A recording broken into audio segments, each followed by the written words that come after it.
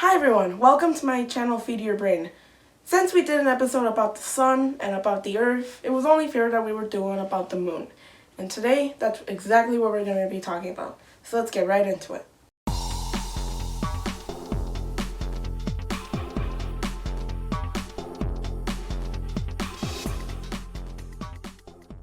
The moon is, well, Earth's moon.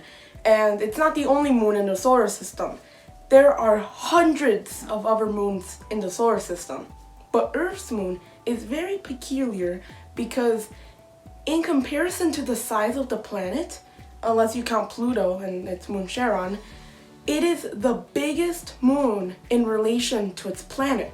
The moon was formed when an object known as Theia that was approximately the size of Mars collided with the Earth.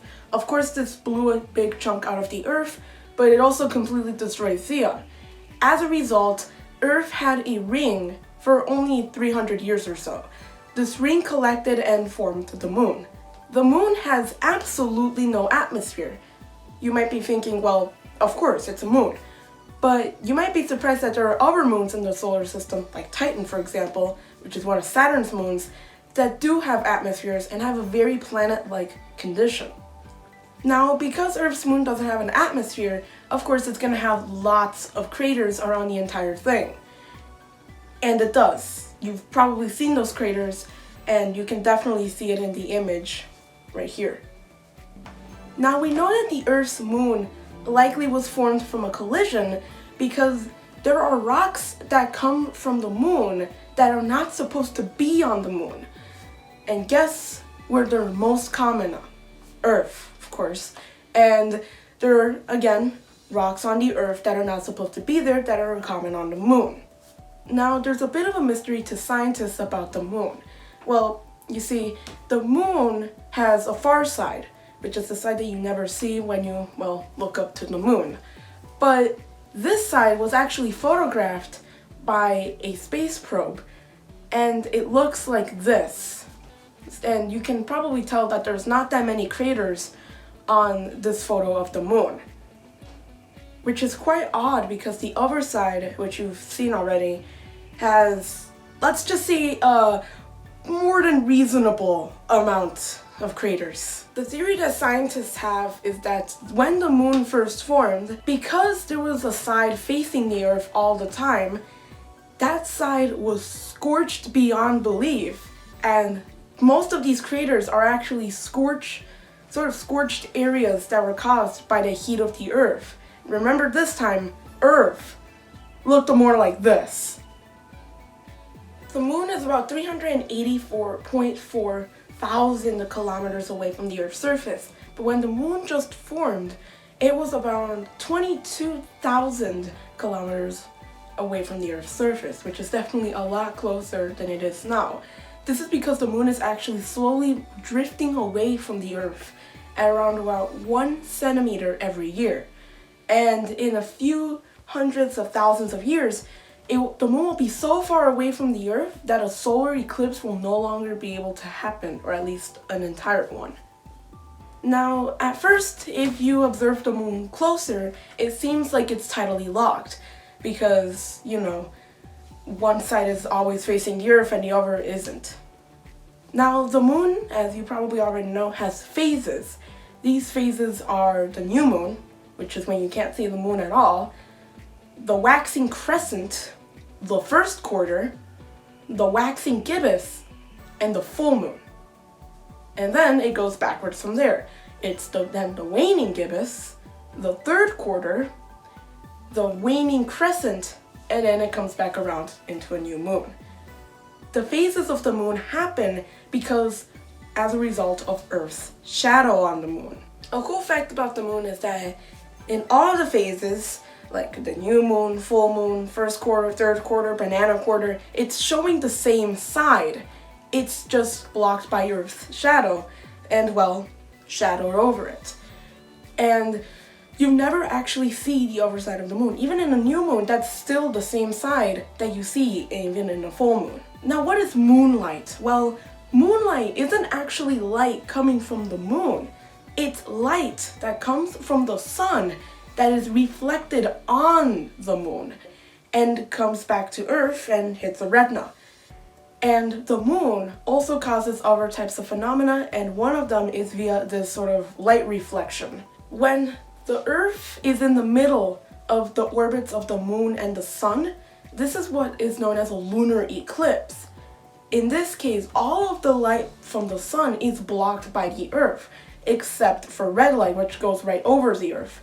And the red light hits the moon, and that's why sometimes you'll have a blood moon. This is a lunar eclipse. Now, when the moon goes in front of the Earth and in between the Earth and the sun, this is what is known as a solar eclipse. Solar eclipses are way rarer than lunar eclipses because they only happen twice a year. Now, you should think that the moon should go in front of the Earth and the sun every month and cause a solar eclipse.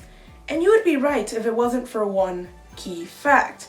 The moon's orbit is slightly tilted, and as a result, when the moon sometimes goes in this position, the position where it's supposed to be blocking the sun, it's slightly under or over the sun. Only twice a year it's actually aligned with the sun and blocking it. When the moon goes in front of the sun, it blocks it, and this is a solar eclipse. And there are many types of solar eclipses. There are partial and full solar eclipses. The partial ones, they block the sun, well, partially, but the full ones are rarer, and they block the sun completely. This also causes the day to rapidly go from daytime to nighttime. You can see the stars, you can see everything, the sky is not blue anymore and everything. It goes straight to nighttime, and this even messes with the sleep cycles of many animals, which literally go to sleep in the middle of the day because it suddenly turns to nighttime because of the eclipse. Now, if you remember, the moon always has one side facing the Earth and the other side never faces it. And your first thought is probably the moon is tidally locked with the Earth, right? Not exactly. See, a moon year, the time that it takes the moon to orbit the Earth, is around 23.7 days. However, the time it takes for the moon to do one full rotation, guess what? That is also, and it happens to be also, 23.7 Earth days.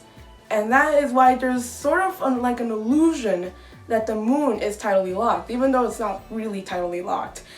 And because of this, you can't actually see the far side of the moon.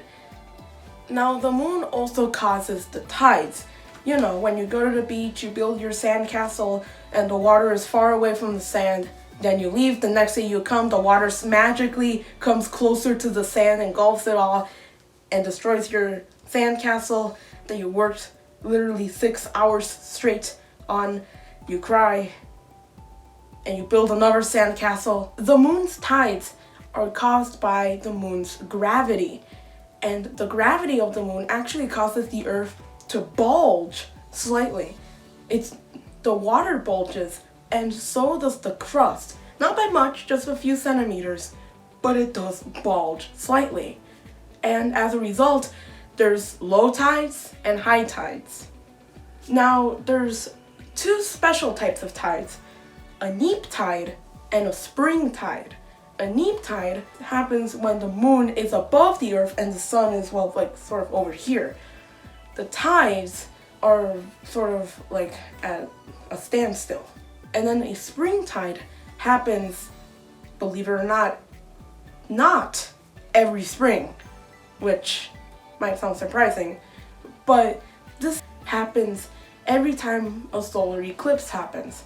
And this is when the tides are sort of extra large, because not only does the moon act upon the tides, but also the sun as well a little bit.